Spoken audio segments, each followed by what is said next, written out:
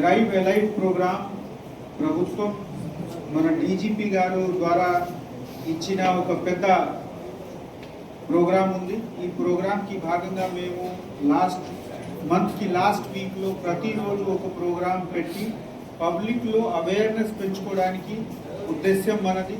జనరల్గా పోలీస్ తప్పు చేసిన పనిష్మెంట్ ఇచ్చేవాళ్ళు, ఎన్ఫోర్స్మెంట్ వర్క్ చేసేవాళ్ళు. కానీ ఎన్ఫోర్స్మెంట్ వర్క్తో భయంతో పూర్తిగా పని ఉండదు.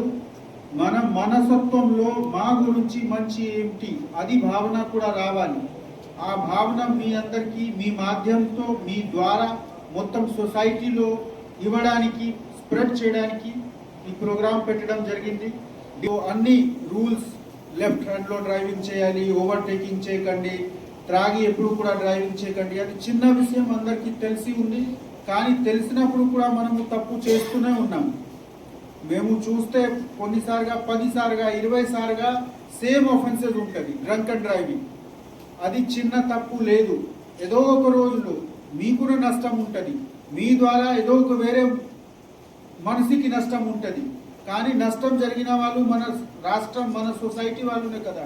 మీ రిలేటివ్ ఉండొచ్చు, మీ మిత్రులు ఉండొచ్చు, లేకపోతే మీ మిత్రులు లేకుండా వేరే వాళ్ళకి మిత్రులు ఉంటారు, ఎవరికి ఫ్యామిలీ మెంబర్ తప్పకుండా ఉంటారు. సో ఎట్టి పరిస్థితిలో తప్పు ఎవరిది తర్వాత సంఘటన లేకుండా ఇన్ష్యూర్ చేయడానికి బాధ్యత మనది. సో ఆ కారణంతో ఈ ప్రోగ్రాం మనం కంటిన్యూస్గా చేస్తున్నాము. మీ అందరికీ సహకారం కావాలి. మీరు ఇప్పుడు ఒక ఇన్ఫార్మ్డ్ సిటిజన్గా ఉండి తెలంగాణలో మొదటి నుంచి జాగృతి ఉంది, అందరు అలర్ట్గా ఉంటారు, అందరు సామాజిక అవగాహన ఉంది. ఈ విషయంలో కూడా మీరు అవగాహన పెంచుకోండి.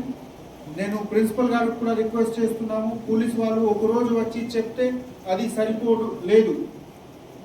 ఏదో ఒక ప్రోగ్రామ్కి భాగంగా మీరు ఏ ప్రోగ్రామ్ కండక్ట్ చేస్తున్నారా కనీసం 15-20 మినిట్స్ ఈ విషయం మీద తప్పకుండా డిస్కస్ చేయండి.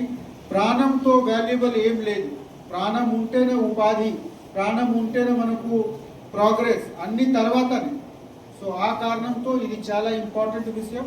మీ అందరికీ మళ్ళీ ఒకసారి నేను రిక్వెస్ట్ చేస్తున్నాము, మీ అందరు ఇక్కడ వచ్చారు, మీ మనస్ఫూర్తితో వచ్చారు, పిలవడం జరిగింది మీకు. కానీ ఇప్పుడు మీరు సీడ్ అట్లా మొత్తం సొసైటీలో మీరు ఏ కాలనీలో ఉన్నారా, ఏ ఫ్యామిలీ నుంచి మీకు సంబంధం ఉంది, ఏ కమ్యూనిటీ మీరు లీడ్ చేస్తున్నారా, అక్కడ వెళ్ళి సోషల్ మీడియా ద్వారా ఎక్కడ కూడా 10 మంది కూర్చుంటే చర్చ చేస్తున్నప్పుడు అప్పుడు ఈ విషయం మీద తప్పకుండా డిస్కషన్ చేయండి.